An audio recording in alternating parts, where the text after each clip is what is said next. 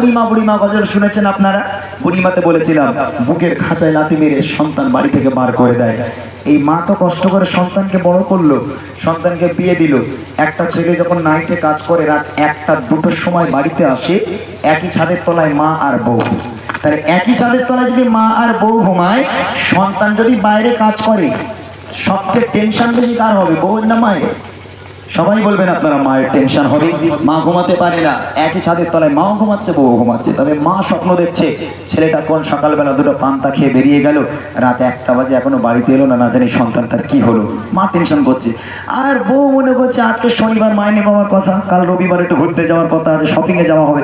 স্বামী মাইনেটা পেলো কি না হতচ্ছাড়া এখন চিন্তা করছে।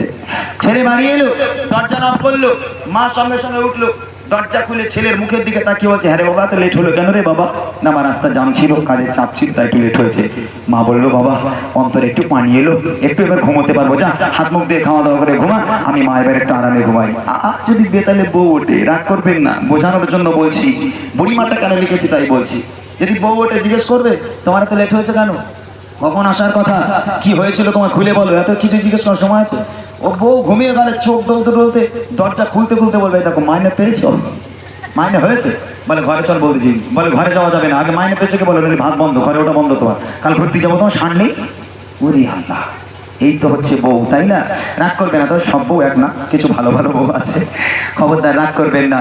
মনে রাখবেন, আল্লাহ পাকের জান্নাত পাওয়ার আশা যদি আপনি করে থাকেন, দুনিয়ার বুকে জান্নাত আপনার জন্য আপনার বাপ মায়ের পায়ের তলায়, সেই জান্নাতকে আপনি হারিয়ে আল্লাহর জান্নাতের আশা করবেন, কখনো পাবেন না। দুনিয়ার বুকে আল্লাহ পাক বলে, তোর বাপ মায়ের পায়ের তলায় যে জান্নাত আমি আল্লাহ পাক দিয়েছি, আগে ওই জান্নাতকে হাসিল কর, তারপর আমি আল্লাহ আমার জান্নাতের আশা করবি।